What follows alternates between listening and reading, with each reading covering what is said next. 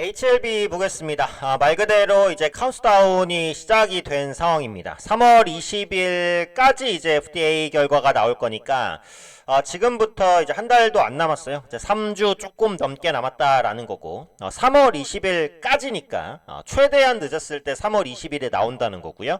당연히 그 전에 나올 가능성은 있습니다. 그러니까 3월 중순이나 뭐 초에 나올 가능성도 있기 때문에 언제 나올지 알 수가 없죠. 통과가 되게 된다면 상당히 획기적인 성과로 HLB의 가치를 크게 끌어올릴 것이다 라는 말씀도 드렸습니다. 관련해서 이제 신규 기사가 나와서 이거 같이 한번 보려고 하는데요. 늦어도 다음 달 20일까지 이제 병용요법에 대한 승인 여부가 공개가 됩니다. 근데 중국 파트너사 우려가 좀 있었죠.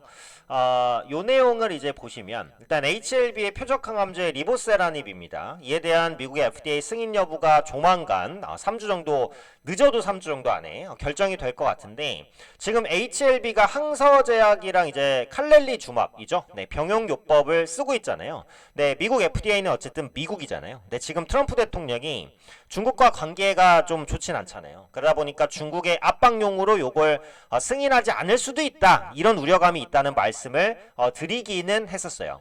근데 이거는 조금 확대 해석이라고 이제 볼 수도 있는 거죠, 사실. 트럼프 대통령이 이제 중국과 좀 좋지 않은 관계를 유지한다라고 해서 이제 FDA 승인 관련된 이슈까지 별개로 취급한다라는 것은 조금 확대 해석일 수는 있습니다. 다만 우려감이 있기는 있었는데 지금 이제 HLB에서는 뭐 정치적인 부분과 FDA 승인은 별개라는 입장을 취하고 있죠. 당연히 뭐 당사에서는 이렇게 이제 얘기할 수가 있는 부분이기는 하고요. FDA는 지난달에 이제 칼렐리주맙 생산시설 대상으로 CMC, 네, 말 그대로 실사 가서 확인하는 겁니다. 실사를 완료했고요. 당시 세 가지 사항에 대한 개선 요청 사항을 받은 항서제약은 관련 내용을 보완한 뒤 추가 서류를 제출하며 승인 절차를 밟아 나가고 있습니다.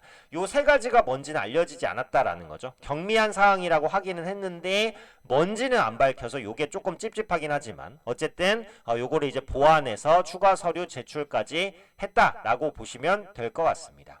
지금 HLB와 항서제약의 리보세라닙 칼렐리주맙 병용요법 FDA 승인은 이제 두 번째 도전이라고 보시면 되겠죠. 2023년에 제출했다가 다음 해 이제 5월에 보완 요구 서한을 통보를 받았어요. 그러니까 보완을 해달라라는 거고요. 그래서 이제 무산됐죠. 당시에 이제 HLB 주가가 크게 흔들렸고요. 다만 이제 이 보완 요구의 내용은 항서제약 시설 문제로 약효에는 문제가 없었던 것으로 알려졌기 때문에 크게 이제 뭐 우려할 필요는 없었다라는 부분이고 불확실하다라는 우려감이 있는 건 중국 회사인 항서제약과 협업하고 있기 때문이다라는 겁니다.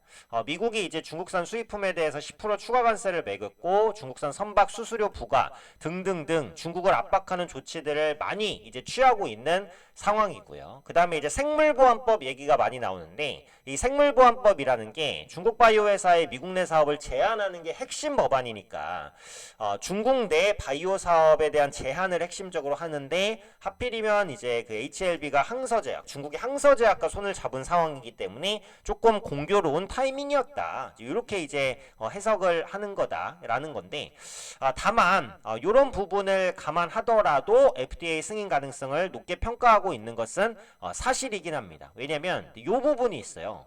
그러니까 HLB가 리보세라닙 칼렐리주맙 병용요법 관련해서 중국 회사 협업하고 있는 건 사실. 네, 이건 팩트지만 리보세라닙 개발은 HLB의 미국 자회사인 엘레바가 맡았기 때문입니다. HLB의 미국 자회사죠. 미국 자회사는 엘레바가 맡았기 때문에 요걸 이제 중국과 엮여 있다고 무조건 이제 뺀질 놓기는 이제 어렵다. 그래서 FDA가 정치적인 결정을 내리긴 힘들 것이다라는 이제 시각도 가지고 있고요. 리보셀라닙과 칼렐리주마 병용요법의 효과가 뛰어난 것도 승인 가능성을 높인다. 여기 나온 이제 통계를 보면 그 병용요법의 전체 생존 기간 중앙값은 22개월 정도. 그러니까 기존에 승인된 아바스틱 그리고 티센트릭 병용요법보다 생존 기간이 깁니다. 기존 요법은 19개월, 요건 22개월이니까 3개월 정도 그 생존 기간이 길다라고 보시면 될 것 같아요. 그래서 리보세라닙과 칼렐리주맙 FDA 승인을 전제로 내년까지 신규 항암제 3개까지 확보한다는 목표입니다. 근데 이건 어디까지나 FDA 승인이 일단은 통과가 돼야 그 다음 스텝을 밟을 수 있는 것이다 라는 거예요. 그래서 3월 20일 이전까지 결과를 확인하셔야 될 것 같고 병용요법에 대한 효과를 고려하면 정치적인 부분을 환자 니즈를 무시하고 무조건 불허가 결정을 내리진 않을 것이다 라고 했습니다. 여기서 환자들의 니즈를 무시하고가 무슨 말이냐면 지금 이제 이 병용요법 같은 경우에는 1차 간암 치료제잖아요. 간암 1차 치료제입니다.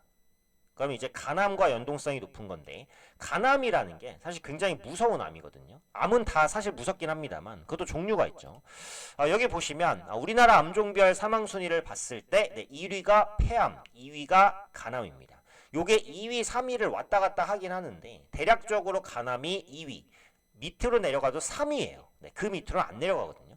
현재 총계 순위를 보면 폐암이 이제 사망률이 가장 높은 무서운 암이고 그 다음에 간암, 대장암, 위암, 췌장암 순입니다. 물론 이제 췌장암이 또 알기가 어려워서 또 가장 위험한 암이다 이렇게 평가하기도 하는데 일단 사망률로만 보면 간암이 2위에 랭크가 되어 있어요. 근데 지금 말씀드리는 그 리보세라닙과 칼렐리주맙의 병용요법은 간암 1차 치료제입니다. 그래서 간암 치료제에 대한 수요가 충분히 많기 때문에 정치적인 이유로만 이제 FDA 승인을 거부하기는 어렵다. 요게 이제 요 기사 내용의 좀 핵심적인 내용이다. 이렇게 보시면 될 것 같아요. 회사는 리보세라늄 칼렐리주맙 병용요법 FDA 승인 여부에 대해서 긍정적으로 평가하고 있다. 회사에서는 당연히 긍정적으로 평가를 하겠죠. 그래서 이제 기대하고 있는 부분들이 많다. 다만 이제 그동안 HLB가 실망감을 많이 줬기 때문에 기대와 우려 사이에 위치해 있다. 이 정도로 보시면 될 것 같아요.